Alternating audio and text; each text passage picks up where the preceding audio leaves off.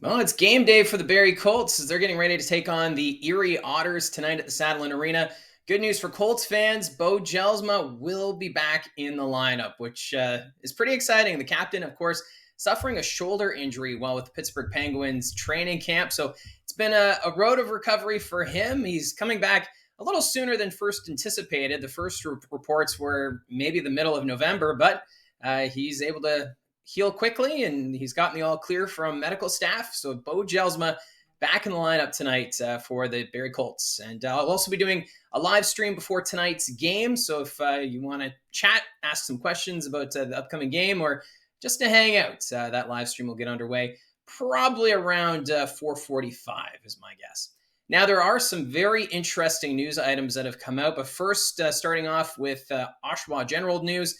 Calum Ritchie has been sent back by the Colorado Avalanche. So Ritchie appeared in 7 games for the Avs, registered 1 goal, but the Colorado team deciding it's probably best for him to go back to junior, which is not too bad because the Oshawa Generals looking to have a very strong team again this year after going all the way to the OHL championship last year where they were swept by the London Knights. So for Calum Ritchie, he was, of course, the 27th overall pick in the 2023 NHL draft, and he's got a lot of potential. The Avalanche organization really liking what they see, and I think his future is bright with the Colorado Avalanche. So he'll come back to Oshawa, will likely be in the lineup this weekend, and this is a Generals team that seems like they're starting to turn things around, but we'll have to wait and see.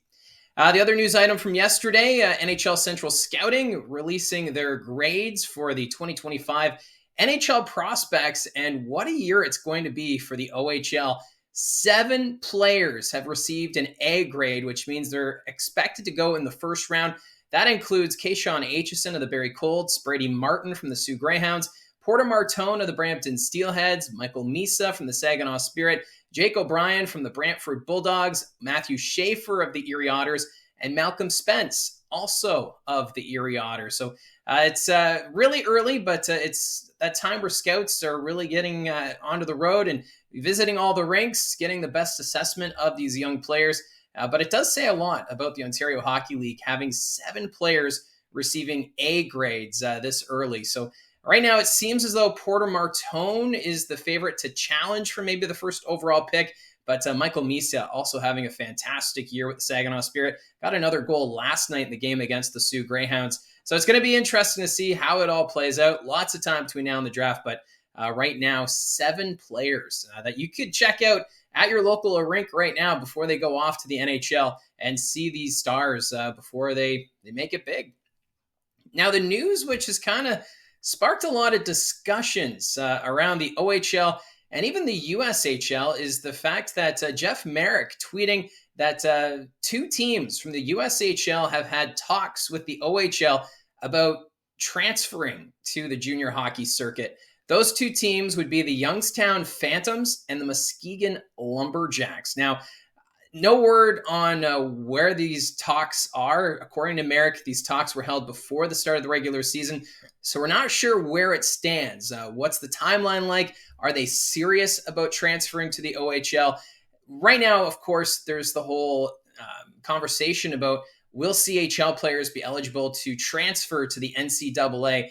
There's supposed to be a vote, and if that vote is in favor of that transfer, it'll come into effect in August. So you kind of wonder, is that vote influencing these 2 USHL teams considering a move to the Ontario Hockey League? Of course, Muskegon, they're located on the west shores of Michigan, and Youngstown located in eastern Ohio. And of course, the OHL does not have a presence yet in the state of Ohio. The closest team would be the Erie Otters, and Erie kind of out there on their lonesome right now. When you look at the map of the OHL teams, there's 20 teams right now. If you add these 2, that's 22. I did have a conversation with new commissioner Brian Crawford. He joined us on Rogers TV during the first intermission last weekend, and I asked him about expansion and if that's something the league is looking into. And he said that those doors are open. They are exploring all their options right now. Obviously, he's still new into the role of commissioner, but it's a business. The OHL, if you like it or not, it's a business. They're going to look to grow the business. They haven't had expansion since 1998. That's when the league grew to 20 teams by adding the Mississauga Ice Dogs and the Brampton Battalion. Since then, the league has been steady at 20. You see the NHL expanding. It's now up to 32 teams. And there's even talk of the NHL's further expansion, which means more jobs for junior players who are coming up the ranks. So time will tell. We'll see if this actually goes anywhere. Usually, if a team is going to relocate, typically the league wants to have notice by the end of the calendar year. I remember that was a big focus of conversation with Brampton when they were moving up to North Bay, and also for Plymouth when they were moving to Flint. They had to make their intentions known before January, but of course there's exceptions. We saw the Mississauga Steelheads announce their relocation past that deadline. It was past the OHL trade deadline earlier this year that they would move to Brampton. And then we also had the situation with the Belleville Bulls moving to Hamilton. And that was late in the regular season that we found out that the Bulls would be relocating. So there's nothing set in stone when it comes to a team relocating, but it is interesting when you've got two established teams already transferring over into another league. So just a bit of a background if you're not too familiar with these two teams from the USHL, starting with the Muskegon Lumberjacks. They joined the USHL in 2010. They play out of the Trinity Health Arena. It has a capacity of 3,000, built in 1960. So it's an older facility, but the 3,000 is something that the OHL typically looks at. You see the Bayshore and Owen Sound. It holds 3,000. Same thing with the Brantford and District Civic Center. So the capacity is okay. The arena, though, I was looking at images because I've never been to the Trinity Health Arena. Reminds me of the Dort in Flint, just the low ceiling and just the layout of the arena. The Lumberjack name, it dates back to 1984, and Muskegon, like I said, on the shores of Lake Michigan. So this would be the furthest west an OHL team would be located.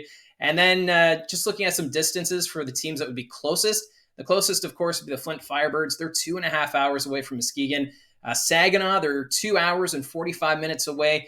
To Windsor, that's just over 3.5 hours. To Sarnia, that'd be 3 hours and 45 minutes. And the trip to the Sioux would be 5 hours from Muskegon. So not too bad. Then for the Youngstown Phantoms, their history dates back to 2003, and they were Clark Cup champions in 2023. So this is an organization that's had success at the USHL level. They play out of the Covelli Center, which is in Youngstown, Ohio, seats 5,200, opened in October 2005. So this arena fits perfectly with OHL standards.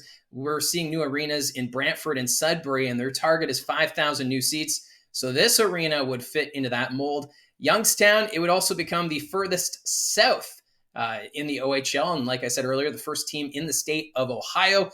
So right now, with when you have an OHL team in a state, those are player rights for the draft. So if the OHL puts a team in Ohio, that means any junior-aged hockey player from that state would automatically enter into the OHL draft. Same thing with New York State, because the QMJHL has thought about putting teams into New York State, as has the Ontario Hockey League. But because neither league has put a team in that state, a junior-age player from New York could go to either league at this point. So that's another topic of discussion, is expansion. Will the OHL look to add a team into Western New York? But we'll save that for later. But right now with the Youngstown Phantoms, their distance to Erie, this is, I think, very important.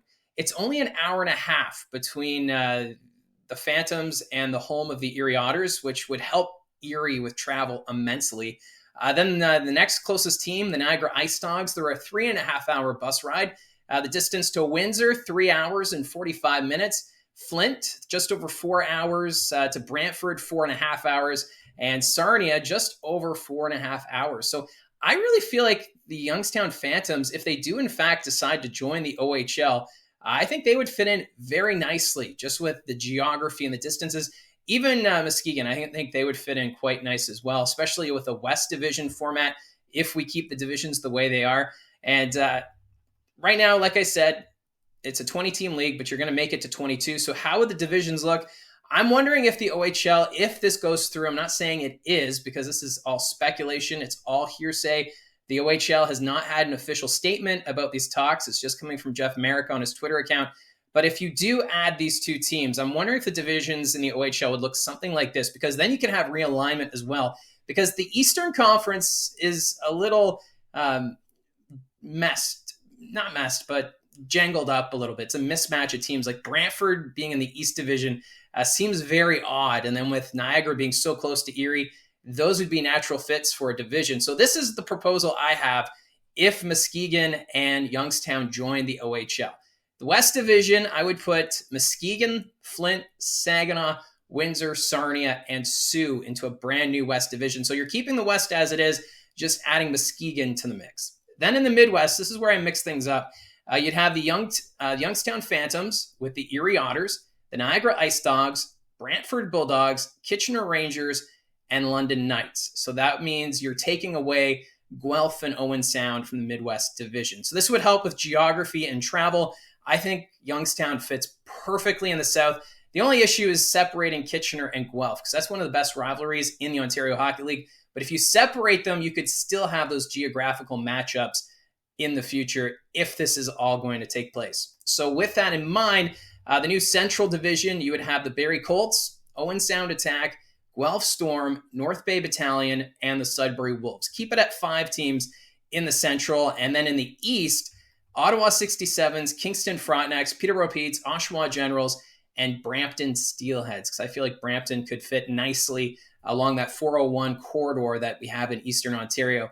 And then with the way things are, if the league does intend to expand even further to 24 teams, then you could put a team, say, in Cornwall. They would fit in the East Division. And then if you put a team in Burlington or even Western New York, actually, if you put it in Western New York, I think my whole plan here would have to be changed again. But if you put a team in Burlington, for example, because they're looking to build a brand new arena, they could fit in the Central Division. So it's all fun just to speculate and to talk about what could be. But right now, nothing has been made official. But according to Jeff Merek, there have been talks about Youngstown and Muskegon moving over to the OHL. But we'll wait until everything is confirmed. I know the OHL is looking at the possibility of expansion, and maybe this is the route they take. 2 teams from the USHL joining the OHL. But we don't know the timeline, when it would happen. But still, some fascinating stuff. I'd love to see your thoughts on this potential shift of teams into the OHL. If you want to put your comment down below. Thank you very much for all of your supports. Don't forget to hit like and subscribe. Talk to you again soon.